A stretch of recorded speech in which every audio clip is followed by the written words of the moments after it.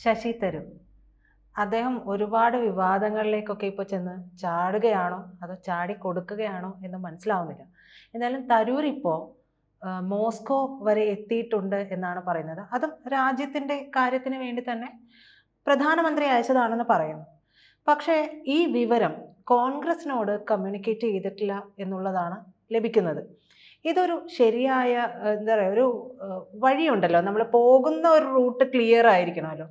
ആ root clear അല്ലാതെയാണ് പോകുന്നത് എന്നുള്ളൊരു പ്രതിച്ഛായ പുറമേക്ക് ഉണ്ടാവുകയും ചെയ്യുന്നുണ്ട്. അതല്ല, തരൂരിനെ പ്രധാനമന്ത്രി മോദി അതല്ലെങ്കിൽ BJP ഹൈജാക്ക് അല്ലെങ്കിൽ എന്താ പറയുക, കൊത്തിക്കൊണ്ടു പോകാൻ ശ്രമിക്കുന്നു എന്നുള്ള ഒരു രീതിയിലേക്കും പോകുന്നു. എന്താണ് ശരിക്കും അവിടെ സംഭവിക്കുന്നത്?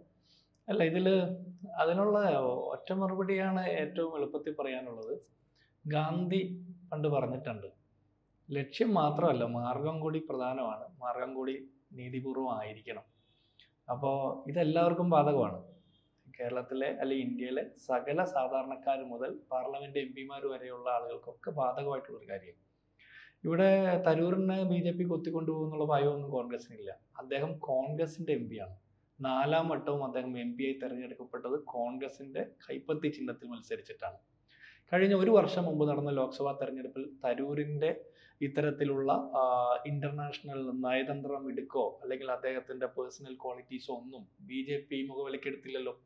തെരഞ്ഞെടുപ്പ് സമയത്ത് അദ്ദേഹത്തിനെതിരെ വ്യക്തിപരമായി പോലും ആക്ഷേപം ചൊരിയാൻ BJP പ്രത്യേകം ശ്രദ്ധിച്ചിരുന്നു. അത്തരം ആക്ഷേപങ്ങളൊക്കെ അതിജീവിച്ചുകൊണ്ട് തരൂർ പാർലമെന്റ് MP ആയത് കോൺഗ്രസിന്റെ സാധാരണ പ്രവർത്തകർ വിയർപ്പൊഴുക്കി പ്രയാസപ്പെട്ട് പ്രവർത്തിച്ചത് കൊണ്ടാണ്. അപ്പോൾ തെരഞ്ഞെടുപ്പിന് ശേഷം ഇങ്ങനെ ഒരു യുദ്ധസമാനമായ സാഹചര്യം രാജ്യത്ത് ഉടലെടുത്തു. പെഹൽഗാം അക്രമത്തിന് ശേഷം പാകിസ്ഥാനെതിരായിട്ട് ലോകത്താകമാനമുള്ള രാജ്യങ്ങളുമായിട്ട് നമ്മുടെ ഒരു പോയിന്റ് ഓഫ് വ്യൂ കമ്മ്യൂണിക്കേറ്റ് ചെയ്യാൻ വേണ്ടിയിട്ട് തരൂരിനെ നമ്മൾ രാജ്യം അയക്കുന്നു എന്നുള്ളതിൽ കോൺഗ്രസിന് അഭിമാനമുണ്ട്. പക്ഷെ തരൂരിനെ അതിലേക്ക് സെലക്ട് ചെയ്ത പ്രൊസീജിയറിൽ കേന്ദ്ര സർക്കാർ ചില കളികൾ നടത്തി. നമ്മൾ നല്ല കാര്യങ്ങൾ ചെയ്യുമ്പോൾ അത് നന്നായി തന്നെ ചെയ്യണം. നമ്മുടെ ലക്ഷ്യം നല്ലതാണെങ്കിൽ ആ ചെയ്യുന്ന പ്രവൃത്തികൾ നന്നായിട്ടിരിക്കണം. കേന്ദ്ര സർക്കാർ കോൺഗ്രസിൽ നിന്ന് പ്രതിനിധികളെ ചോദിച്ചപ്പോൾ കോൺഗ്രസിന്റെ അഖിലേന്ത്യാ നേതൃത്വം പ്രതിനിധികളുടെ ലിസ്റ്റ് കൊടുത്തു. ആ ലിസ്റ്റ് കൊടുത്തതിൽ നിന്ന് ആളുകളെ എടുക്കാതെ തരൂരിനെ പ്രത്യേകം അവർ ക്ഷണിച്ചു. തരൂരിനെ ക്ഷണിച്ചപ്പോൾ തരൂർ ആ ക്ഷണം സ്വീകരിക്കുന്നതിന് മുമ്പ് കോൺഗ്രസ് നേതൃത്വവുമായിട്ട് എന്നെ ഇങ്ങനെ ക്ഷണിച്ചിട്ടുണ്ട് എന്നുള്ളൊരു അഭിപ്രായം പറയേണ്ടതായിരുന്നു. അതിന് പകരം അദ്ദേഹം അത് സ്വീകരിച്ചതിന് ശേഷം ഞാൻ പോകുന്നു എന്ന് പറയുന്നതിൽ അതിലൊരു ശരികേട് അവിടെയാണ്. ഒരു ഔചിത്യക്കുറവുണ്ട്. നമ്മൾ ഈ പാർട്ടിയുടെ ഭാഗമായിട്ടിരിക്കുമ്പോൾ പാർട്ടിയോട് കൂടി കമ്മ്യൂണിക്കേറ്റ് ചെയ്യണം. അതാണ് അതിലൊരു പ്രശ്നം. പിന്നെ ഇതിൽ കളിച്ചത് കേന്ദ്ര സർക്കാരാണ്. തെറ്റായ രീതിയിലാണ് പോയത്. നമ്മൾ രാജ്യത്തിന്റെ പൊതുവിലുള്ള ഒരു അഭിപ്രായം പറയാനായിട്ട് ഇത്തരത്തിലൊരു ഡെലിഗേഷനെ തീരുമാനിക്കുമ്പോൾ കേന്ദ്ര സർക്കാർ ഒരിക്കലും ഇത്തരത്തിലൊരു പെറ്റി പൊളിറ്റിക്സ് കാണിക്കാൻ പാടില്ലായിരുന്നു. കോൺഗ്രസിനോട് ആവശ്യപ്പെടാണ് തരൂരിനെ പോലെയുള്ള ആളുകളോ അല്ലെങ്കിൽ തരൂര് നിർബന്ധമായിട്ട് ആ ലിസ്റ്റിൽ ഉണ്ടായിരുന്നാൽ കുറെ കൂടി നന്നായിരിക്കും എന്നുള്ളൊരു ഒപ്പീനിയൻ പറഞ്ഞാൽ തീർച്ചയായിട്ടും കോൺഗ്രസ് കൊടുക്കും. കാരണം ഈ രാജ്യത്തുള്ള BJPയുടെ ഏത് MP മികവുറ്റ ശേഷിയുള്ള MP കോൺഗ്രസിന്റെ MP കോൺഗ്രസിന് ബോധ്യമുണ്ട്. അതുകൊണ്ട് അവർ ആവശ്യപ്പെടുന്ന MP വിട്ടുകൊടുക്കാൻ കോൺഗ്രസ് തയ്യാറുമാണ്. പക്ഷെ കേന്ദ്ര സർക്കാർ ഇതിൽ കാണിച്ച അത് ശരിയായ ഒരു രാഷ്ട്രീയമല്ല എന്ന് വിചാരിക്കുന്നു. ഈ 18-ാം തീയതിയാണ് ആദ്യത്തെ ഘട്ടമായിട്ട് നയതന്ത്ര പ്രതിനിധി സംഘം പോയി വരുന്നത്. അന്ന് മോദി ഇവരുമായിട്ട് കൂടിക്കാഴ്ച നടത്തുന്നുണ്ട്. പിറ്റേ ദിവസം തരൂരിനെ മാത്രം വിളിച്ചുകൊണ്ട് അടച്ചിട്ട മുറിയിൽ ഒരു ചർച്ച നടത്തിയെന്ന് പറയുന്നു. ഇത് ചർച്ച നടത്തുകയും ഇത്തരത്തിലൊക്കെ ഒരു വിവാദമുണ്ടാക്കി, അതായത് ഇങ്ങനെ ചർച്ച ആകുമ്പോൾ സ്വാഭാവികമായും തരൂരിനെതിരെ ഒരു പ്രതികരണം കോൺഗ്രസിൽ നിന്നുണ്ടാവുകയൊക്കെ സ്വാഭാവികമാണ്. അപ്പോൾ അത്തരത്തിലൊരു സ്വാഭാവികമായിട്ടുള്ള രീതിയിലേക്ക് ഈ വിഷയങ്ങളെ കൊണ്ടുവന്ന് തരൂരിനെ കോൺഗ്രസിൽ നിന്ന് അകറ്റുക എന്നുള്ള ഒരു തന്ത്രം ഇത് മോദി പ്രയോഗിക്കുന്നുണ്ട് എന്ന് തോന്നുന്നു. അല്ല,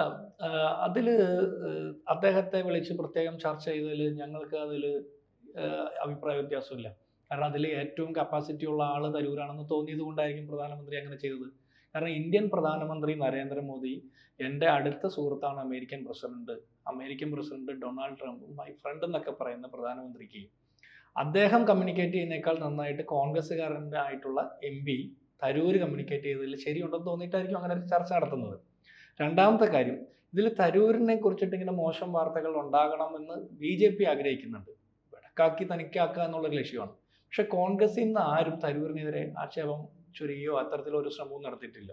ഞങ്ങളുടെ MP കോൺഗ്രസിന്റെ MP ആണ് നരേന്ദ്രമോദി പോലും വിശ്വാസത്തോടെ എടുത്ത് ലോകത്തിന്റെ മുമ്പിൽ ഇത്തരം വിഷയങ്ങൾ പറയാൻ സെലക്ട് ചെയ്തതെന്ന് പറയുമ്പോൾ ഞങ്ങൾക്കതൊരു അഭിമാനമാണ്.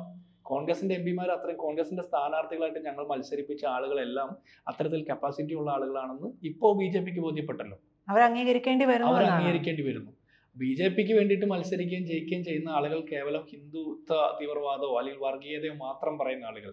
ഇവൻ നരേന്ദ്രമോദിക്ക് പോലും ലോകരാജ്യങ്ങളിലുള്ള നേതാക്കന്മാരുമായിട്ട് നമ്മുടെ രാഷ്ട്രീയം, പാകിസ്ഥാനുമായി ബന്ധപ്പെട്ട നയതന്ത്ര വിഷയങ്ങൾ കമ്മ്യൂണിക്കേറ്റ് ചെയ്യാൻ പറ്റാത്തത് കൊണ്ടാണ് തരൂരിനെ പോലുള്ള ആളുകളെ സെലക്ട് ചെയ്യേണ്ടി വരുന്നത്. അതിൽ കോൺഗ്രസിന് അഭിമാനമാണുള്ളത്. അതായത് ഇവിടെ നിന്ന് ഇപ്പോൾ ഒരു സംഘത്തെയാണ് അയച്ചിരിക്കുന്നത്. എനിക്ക് തോന്നുന്നത് വിദേശകാര്യമന്ത്രി S ജയശങ്കർ, പിന്നെ വിദേശകാര്യ സെക്രട്ടറി ഉണ്ട്, പിന്നെ തരൂർ, അങ്ങനെയാണ് അയച്ചിരിക്കുന്നത് എന്നാണ് മനസ്സിലാക്കുന്നത്. അപ്പോൾ മറ്റുള്ള ആളുകളെ കൂടി ഉൾപ്പെടുത്തുമ്പോൾ പൊതുവായിട്ട് പറയുന്നത് BJP-യുടെ ആളുകളാണ് വരുന്നത്. അപ്പോൾ അതിനൊരു അത്രയേ കൊടുക്കുള്ളൂ. കാരണം അവർ തിരഞ്ഞെടുത്ത കുറച്ച് ആളുകൾ മാത്രം ചെല്ലുന്നു.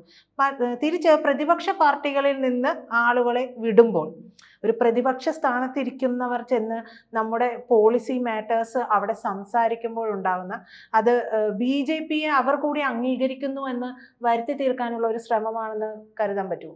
BJP-യെ പ്രതിപക്ഷ പാർട്ടികൾ അംഗീകരിക്കുന്നതിന്റെ ശ്രമമാണെന്ന് കാണുന്നതിനേക്കാൾ കുറെ കൂടി ഒരു നല്ല നിരീക്ഷണം BJP പ്രതിപക്ഷ പാർട്ടികളിലുള്ള MP-മാരുടെ കപ്പാസിറ്റി അംഗീകരിക്കുന്നു എന്നുള്ളതാണ്. കാരണം പാകിസ്ഥാനുമായിട്ട് ഇന്ത്യ മഹാരാജ്യത്തിനുള്ള പ്രശ്നം, നമ്മളുടെ നയതന്ത്ര പ്രശ്നങ്ങൾ, കാശ്മീരുമായി ബന്ധപ്പെട്ട അതിർത്തി പ്രശ്നങ്ങൾ, ഇതൊക്കെയാണ്. BJP-ക്ക് പാകിസ്ഥാനുമായിട്ടുള്ള പ്രശ്നങ്ങൾ ഇത് മാത്രമല്ല. BJP-ക്ക് പാകിസ്ഥാനോടുള്ളത് മുസ്ലിം വർഗീയ പ്രശ്നങ്ങൾ കൂടിയുണ്ട്. പക്ഷേ പാകിസ്ഥാൻ എന്ന് പറയുന്ന രാജ്യം ആദ്യം മുതൽക്ക് തന്നെ നമ്മുടെ രാജ്യത്തേക്ക് പലതരത്തിലുള്ള ഭീകര പ്രവർത്തനങ്ങളുമായി വരുന്നുണ്ടല്ലോ. അതും ഒരു മാറ്റർ അല്ലേ? അത് നമ്മൾ കണക്കാക്കേണ്ടതല്ലേ? തീർച്ചയായിട്ടും പാകിസ്ഥാൻ എന്നൊക്കെ അത് ചെയ്തിട്ടുണ്ടോ അന്നൊക്കെ കൃത്യമായിട്ട് മറുപടി കൊടുക്കാൻ ഈ രാജ്യം ഭരിച്ച സർക്കാരിനും ഈ രാജ്യത്തിന്റെ ഭരണകൂടത്തിനും സാധിച്ചിട്ടുണ്ട്. ഒരിക്കലും നമ്മൾ അതിൽ പരാജയപ്പെട്ടിട്ടില്ല. മാത്രമല്ല, ഇന്ദിരാഗാന്ധിയുടെ കാലത്ത് പാകിസ്ഥാനുമായിട്ടുള്ള യുദ്ധം നടക്കുമ്പോൾ അമേരിക്കയുടെ 7ാം കപ്പൽപ്പട വരുന്ന സമയത്ത് വന്നതുപോലെ തിരിച്ചു പോകില്ല എന്ന് വെല്ലുവിളിച്ചു പറയാനുള്ള ശേഷി അന്നത്തെ ഇന്ത്യൻ പ്രധാനമന്ത്രിക്ക് ഉണ്ടായിരുന്നു. ഇന്ന് ഇന്ത്യയും പാകിസ്ഥാനും തമ്മിലുള്ള വിഷയത്തിൽ അമേരിക്കൻ പ്രസിഡന്റ് ഇടപെട്ടു എന്ന് അവർ പറഞ്ഞിട്ട് പോലും അങ്ങനെയൊന്നും സംഭവിച്ചിട്ടില്ല എന്ന് നിഷ്കരണം തള്ളി പറയാനായിട്ട് ഇന്ത്യയുടെ ഭരണകൂടത്തിന് സാധിക്കുന്നില്ല. ഇതേ പറഞ്ഞല്ലോ അല്ല, നമ്മൾ അമേരിക്കൻ പ്രസിഡന്റ് സ്വയം അവകാശപ്പെടുന്നു. അമേരിക്കയുടെ JD വാൻസ്, അവരുടെ US പ്രതിരോധ സെക്രട്ടറി എന്ന് വിചാരിക്കും, അദ്ദേഹം വിദേശകാര്യ secretary, JD Vance vice president, അവരെല്ലാം ഇതിനെ കുറിച്ചിട്ട് പറഞ്ഞിട്ടും ഇന്ത്യൻ പ്രധാനമന്ത്രി അഭിപ്രായം പറയുന്നില്ല. ഏറ്റവും വലിയ പ്രശ്നം എന്താണെന്ന് വെച്ച് കഴിഞ്ഞാൽ ഇതെല്ലാം നമ്മൾ ചെയ്തതിന് ശേഷം നമ്മുടെ നിലപാട് നമ്മൾ പ്രഖ്യാപിച്ചു, നമ്മുടെ ഡെലിഗേഷൻ പോയി, ഇതിനെല്ലാം ശേഷം അമേരിക്കൻ പ്രസിഡന്റ് ഡൊണാൾഡ് ട്രംപ് പാകിസ്ഥാന്റെ സൈനിക മേധാവിയെ വിളിച്ച് പ്രത്യേകം അത്താഴം വിരുന്ന് കൊടുക്കുകയും അവർ തമ്മിൽ സംസാരിക്കും. അതിന്റെ അർത്ഥം എന്താ? പാകിസ്ഥാനിൽ ഒരു സിവിൽ സൊസൈറ്റി, സിവിൽ ഭരണകൂടം ഉണ്ട് ഇല്ലേ? അവിടുത്തെ ഒരു പാകിസ്ഥാന്റെ പ്രധാനമന്ത്രിയോ പാകിസ്ഥാന്റെ പ്രസിഡന്റിനെയോ അല്ല ചർച്ചയ്ക്ക് വിളിക്കുന്നത്. പാകിസ്ഥാനിലെ സൈനിക മേധാവിയെ അമേരിക്കൻ പ്രസിഡന്റ് ചർച്ചയ്ക്ക് വിളിക്കുമ്പോൾ ഇന്ത്യയുടെ നയതന്ത്രം പരാജയപ്പെട്ടു എന്ന് നമ്മൾ മനസ്സിലാക്കാൻ. ഇന്ത്യയുടെ പ്രധാനമന്ത്രി എത്ര രാജ്യങ്ങൾ ചുറ്റിക്കറങ്ങി സഞ്ചരിച്ചു? ഞാൻ മനസ്സിലാക്കുന്ന 250-ലധികം കോടി രൂപ ചെലവഴിച്ച് വിദേശ യാത്രകൾ നടത്തിയ ഇന്ത്യൻ പ്രധാനമന്ത്രിയുടെ നയതന്ത്രം പരാജയപ്പെട്ടു എന്ന് കൂടി നമ്മൾ മനസ്സിലാക്കണം.